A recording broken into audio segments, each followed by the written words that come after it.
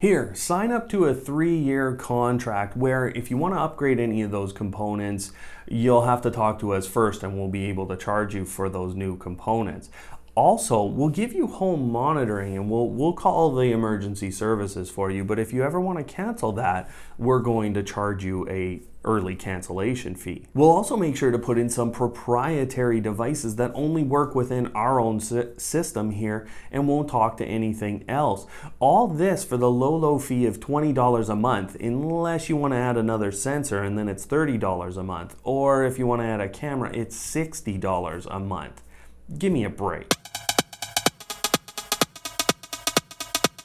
Listen, my automation friends, I am not one to shy away from good convenience for a low price that allows me to do no work and get a bunch of functionality or capability. But here I am telling you that I don't believe that these security systems are worth the trade-off of you gaining back some of that time, but then spending this money that you have to spend with these systems. So let's talk about what the deal is from these companies. You're going to get some sensors, you're going to get a wall mount or a panel that you can arm and disarm the system with, and you're going to get a monitoring service that will call emergency services. Now, what's the cost of that?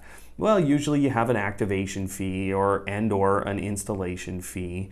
You also likely have device costs, and you oftentimes, or almost every time, have a monitoring fee that, again, you can't cancel without it costing you. Sometimes some of those costs won't be there. You know, you might get away with no installation fee if it's a very simple system, but as soon as you start going and adding devices, the prices go up, and if you want to add in the middle, your prices go up again. Sometimes you can't even install a device on your own without having a tech come and paying that installation fee.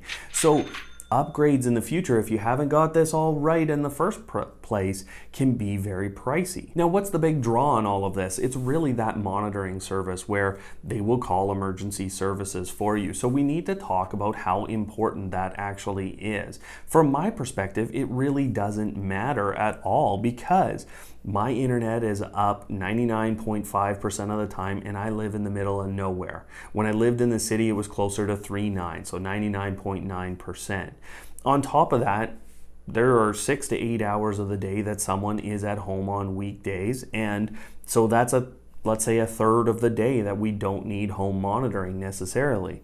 On top of that, on the weekends, it's a different ratio, but I don't know about you guys, but have my phone around a lot of the time. Even when I'm out working or I'm out with someone, my phone is there and I can usually just check the buzz that came up on my phone or the ding or what have you, and then look at what has actually occurred. Now, what happens? 9 times out of 10, it's somebody coming to my door to drop off a package, or my dog is barking, or I have a water alarm for my cistern that's gone off in the home, and my Wyze cams have recognized that as a noise in the home.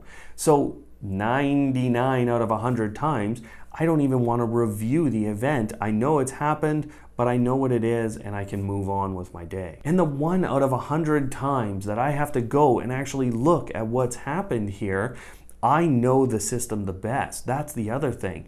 If I have a door sensor that started to vibrate for some reason, well, I know which camera to look at in my home, and I can go to that camera very quickly, and then I am literally 3 numbers, 911, away from calling emergency services. And again, I'm there or somebody is there in our household a very high percentage of the time. So to me, that monitoring fee just doesn't make sense. And I get it, some people that will make sense. But here's the other thing.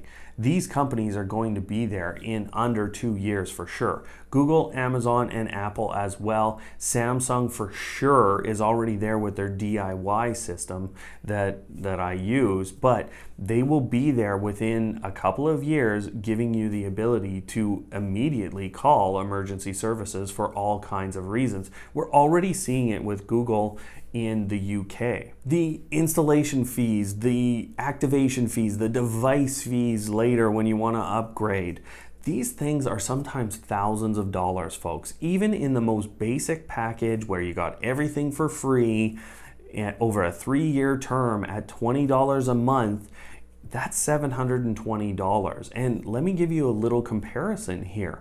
A Samsung SmartThings Hub is worth $70 US. The sensors from Samsung SmartThings are $25 to $30 a piece.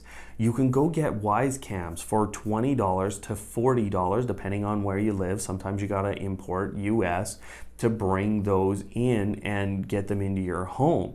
So we're talking about a monthly fee kind of per device in a lot of cases after you have the hub. And I'll tell you, you don't need a new smoke or CO detector. You can actually utilize Wyze Cams as a sound detector. They do that, by the way. CO, smoke, alarm detection within their application. It will alert you to that, and it will start recording at that point if you'd like it to.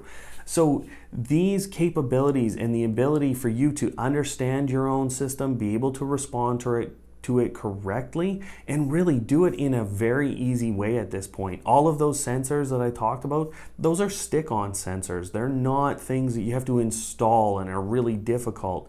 You don't need a panel because when you leave, Samsung SmartThings turns on. So guys, don't fall for this. I don't want you to fall for this. I want you here automating, and we'll make sure that there's no frustration here and with a number of the other channels here on YouTube that do a great job with this. But right now what you're seeing are links to Samsung SmartThings and Wyze Cam videos here that will show you how to actually set those up in the manner that I'm talking about here. So until next time guys, don't hate, automate, and we'll see you next time.